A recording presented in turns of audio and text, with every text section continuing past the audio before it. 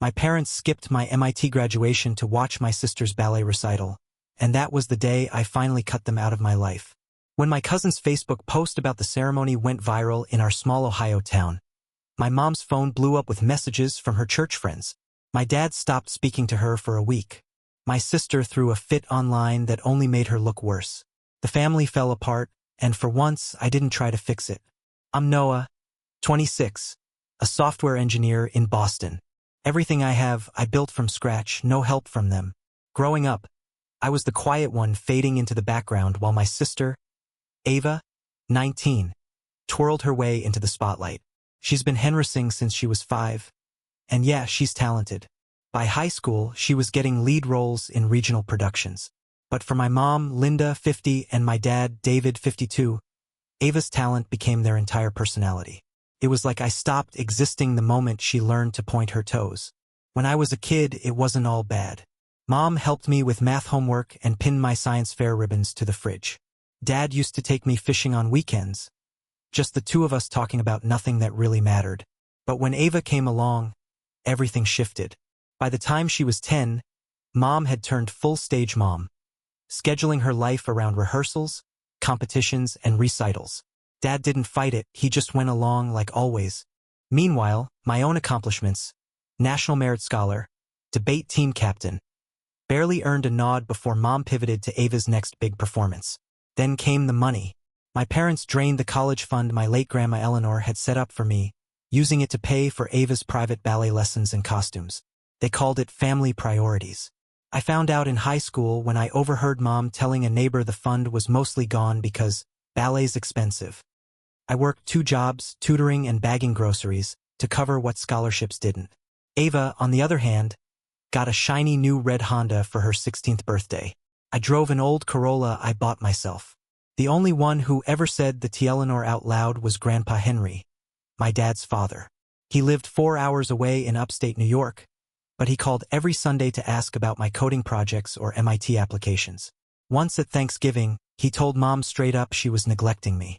She brushed it off, said I was independent, that I didn't need the attention. Grandpa didn't buy it. He sent me $200 for my 18th birthday with a note.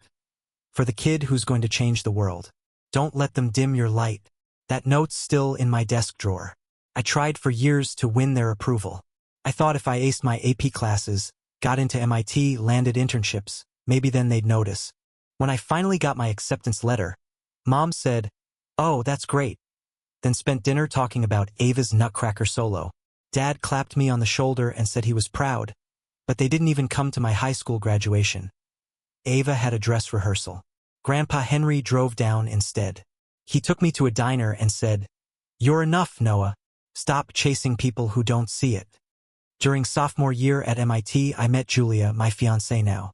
We bonded over late-night coding marathons in the library. She's from a close Boston family that shows up for everything. Every recital, every competition, even small stuff like cousin birthdays. It was strange, at first, seeing what that kind of love looked like. She caught on to my family dynamic early. Once, during junior year, my parents came to Boston for one of Ava's ballet competitions, and never called me. I only found out because Ava posted a selfie with them, captioned family cheering me on. Julia was furious, but I just shrugged. It wasn't anything new. The breaking point came a year later over a stupid Instagram post. Ava uploaded a picture of herself at a gala in a sparkly leotard, captioned, "Chasing dreams while others just chase paychecks. Love you Mom and Dad for always having my back." She tagged me with a winking emoji. It wasn't subtle. She knew I was working that summer at a tech startup. Mom commented, "So proud of my star, red heart." Cousins liked it. One, Megan, messaged me privately. That was low. "You okay?" I said I was fine, but something cracked inside me that day. I didn't clap back online. I just focused on school, finishing senior year, juggling capstone projects, interviews, and grad applications. I landed a full-time offer at a Boston tech firm, 6 figures plus stock options. You'd think my parents would finally brag about that. When I told them over Christmas dinner, Mom said, "That's nice, Noah."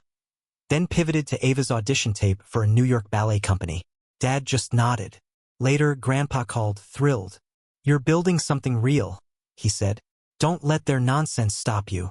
That spring, I started planning my graduation. MIT commencement is a big deal. Caps, gowns, speeches, the whole thing. In March, I texted my parents. Graduation's June 5th. Really want you there. It's a big moment for me. Mom replied. That's the same day as Ava's spring recital. We'll be there cheering her on. Can you send us a video? I just stared at the screen for a long time. Julia asked if I wanted to tell them how much it mattered. I said no, if they cared, they'd have asked. Grandpa Henry booked a hotel immediately. Megan and Aunt Denise said they'd come too. I didn't push my parents further. Part of me hoped they'd realize how important it was. Deep down, I knew they wouldn't. Ava kept posting about her recital. Big day coming up. Family's got my back, she wrote. Mom reshared every post. Dad stayed silent as usual. June 5th came. Julia's family filled the seats, cheering like I was their own. Grandpa Henry showed up in a suit older than me, grinning ear to ear. Megan and Aunt Denise brought flowers. A little embarrassing, but sweet. The ceremony was beautiful. MIT's Killian Court, sunny, packed with proud families. I walked across the stage, grabbed my diploma, and looked out. No mom, no dad, just Julia's parents waving, Grandpa's thumbs up, Megan snapping photos. It hurt, but I wasn't surprised. After the ceremony, we went to a pub nearby. Julia's dad paid for everyone, raising a toast to Noah's big day. Grandpa gave me a small box with a watch inside, engraved, to Noah, from Grandma Eleanor and me. He said Grandma wanted me to have it when I hit a milestone. I didn't cry, but I came close. That night, Julia posted a few photos on Facebook.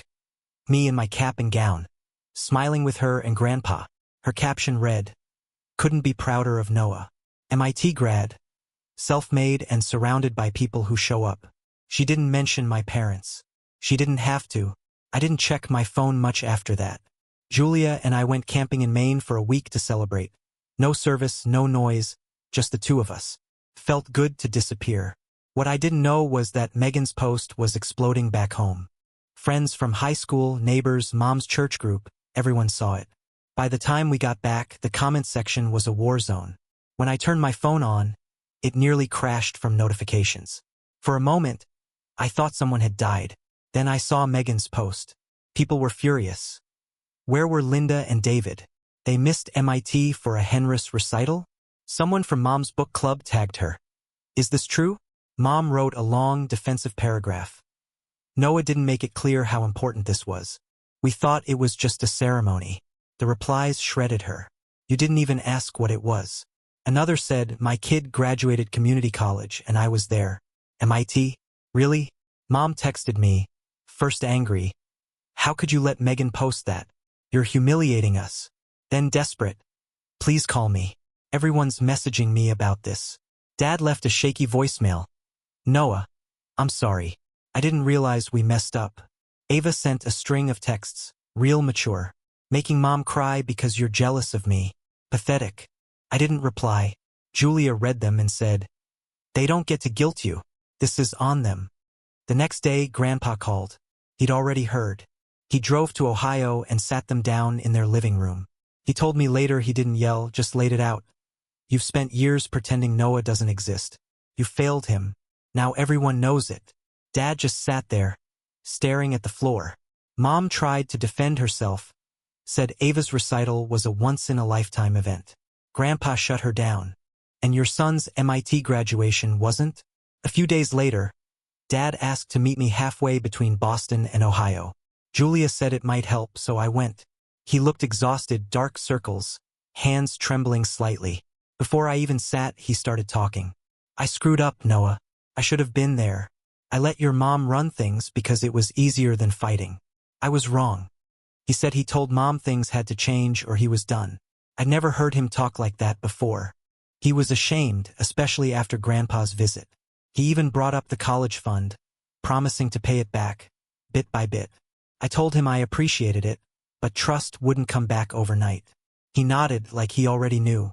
We ate in silence for a while, just picking at our food.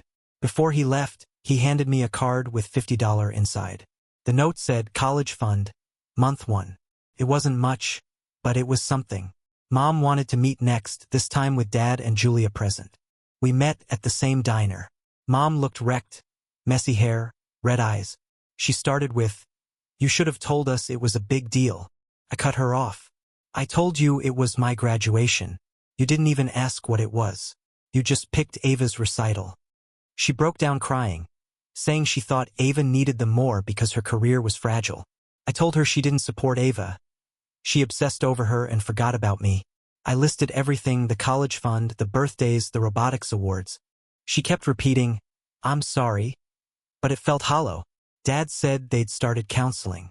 I told them I wasn't cutting them off, but I wasn't pretending everything was fine either. They'd have to prove real change. Mom nodded through tears. Dad just looked drained. A week later, Ava texted wanting to meet. We met at a park near my apartment. She showed up in her warm-up gear, annoyed. Said her recital went badly because of the family drama. Blamed me for making it public. I told her the T. Eleanor, "You've spent years rubbing it in. Mom and Dad made their choice and you loved being the favorite." She didn't deny it, just crossed her arms and said, "I didn't ask for this." "Maybe not," I said, "but you didn't mind it either." She asked if we were cool. I said we weren't enemies, but we weren't close either, not now. She walked off without another word. Grandpa called again later, checking in. I told him what happened. He said, "You handled it better than most. You set boundaries without burning bridges. That's strength."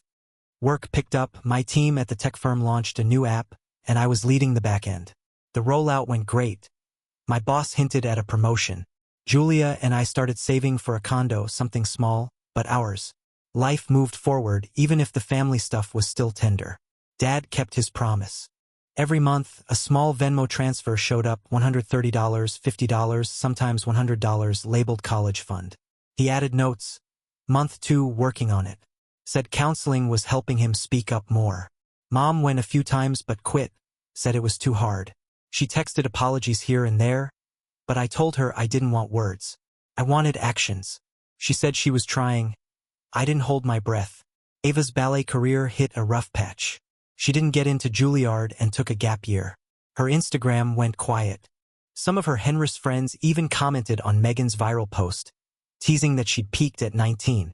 She texted me once, "People think I'm the villain now." I replied, "That's what happens when you play the favorite too long." She never answered. By fall, things quieted down. Dad visited Boston alone for a weekend. He brought Julia a cookbook she'd mentioned liking and gave me a photo from my high school robotics win, one he'd found in a box. It was the first thoughtful thing he'd given me in years. We talked about work, Grandpa, small things. He said he was proud of me. Felt strange hearing it. But I nodded. Julia and I kept building our life. We went hiking in New Hampshire, started Sunday brunch traditions with her family. Grandpa visited that spring. We took him to a Red Sox game. He used a cane now, but still insisted on climbing the stadium stairs. He told me about his own father, how he had to stand up to him once to earn respect. "You did the same," he said. "You drew a line. They'll either step up or stay behind." A few months later, I posted one photo: me, Julia, and Grandpa at the game, all smiling. The caption was simple: "Built my own team. Grateful for who shows up." No hashtags. No drama. Then I turned off my phone and watched the Boston skyline with Julia beside me. For the first time in years, I felt like I was exactly where I was supposed to be.